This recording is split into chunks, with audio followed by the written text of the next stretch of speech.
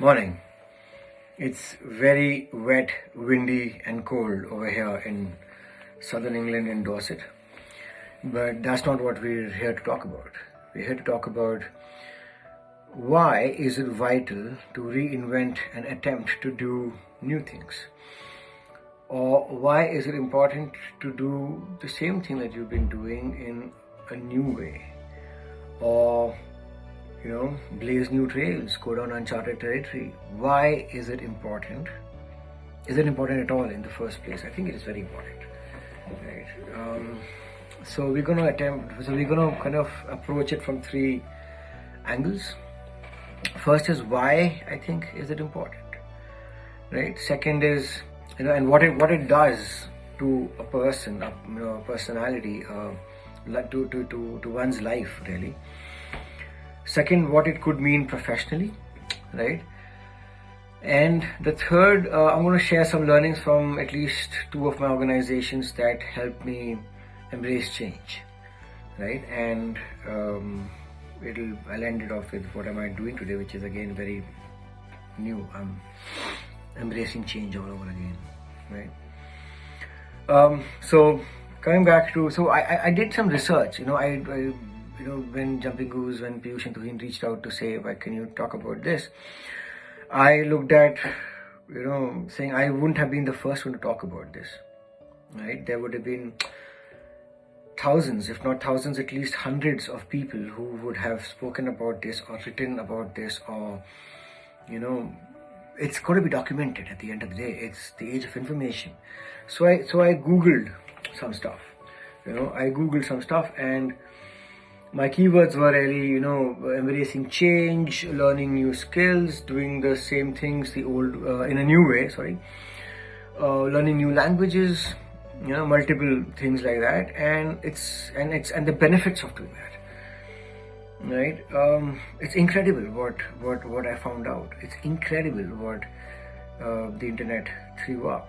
Right? And I've made a list of things, and I'm just going to talk about that. But before the benefits, let's look at why should you really be doing things in a new way or doing new things at all.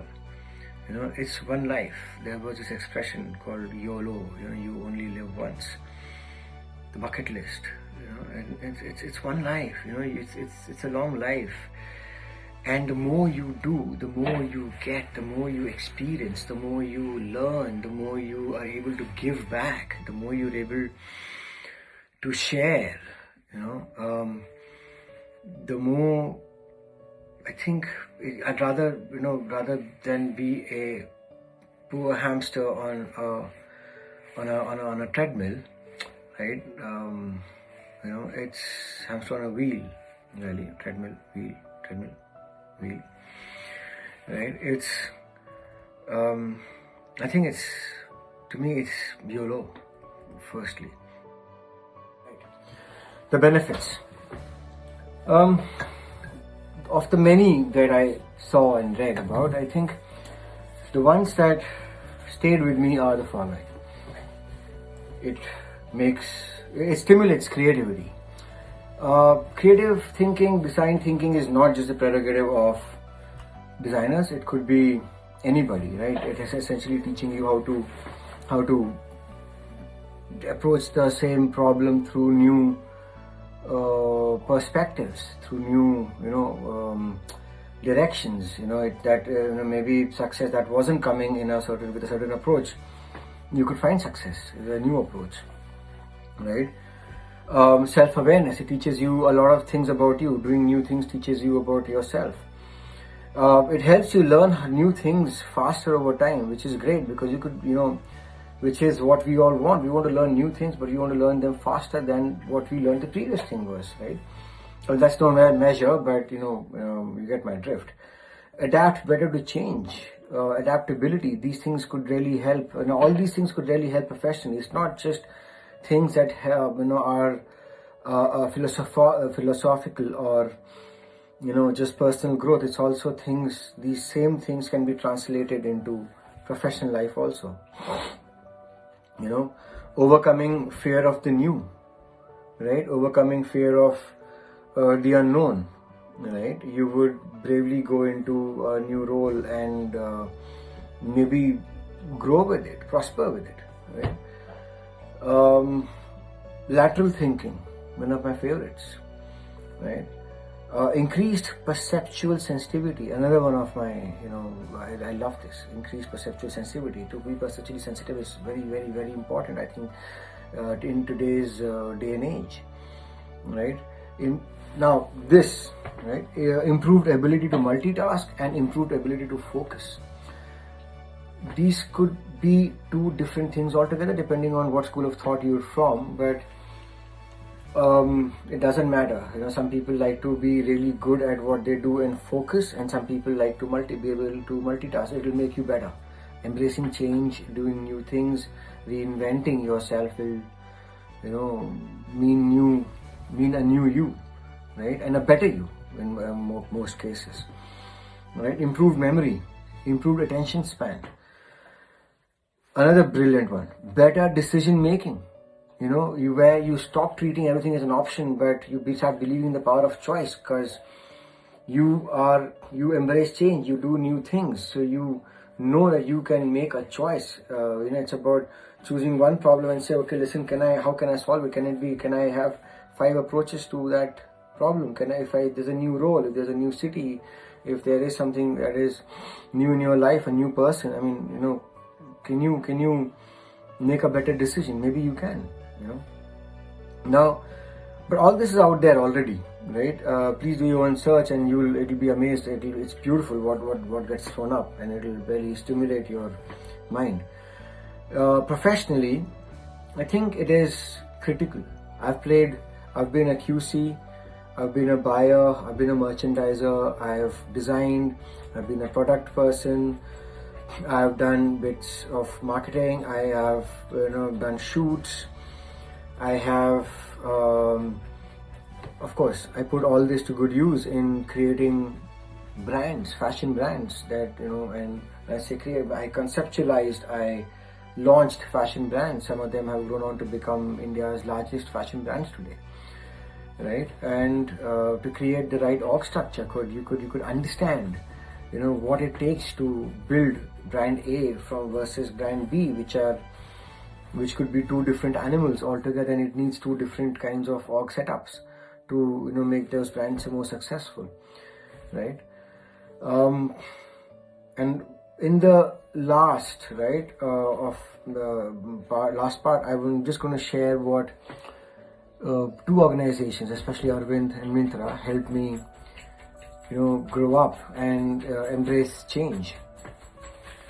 So at Arvind, we had this training called Will Do Managers, where it was all about, there were all sorts of managers: production manager, fabric manager, accounts manager, warehouse manager, export manager, design manager, product manager, all sorts of people, this guy who was managing retail planners. The idea was, we were will-do managers because we would do anything that it took to complete the task, right? Which meant doing the same thing. If one way wasn't working, approach it from another angle. If that wasn't working, go ask for help. It taught us how to ask for help.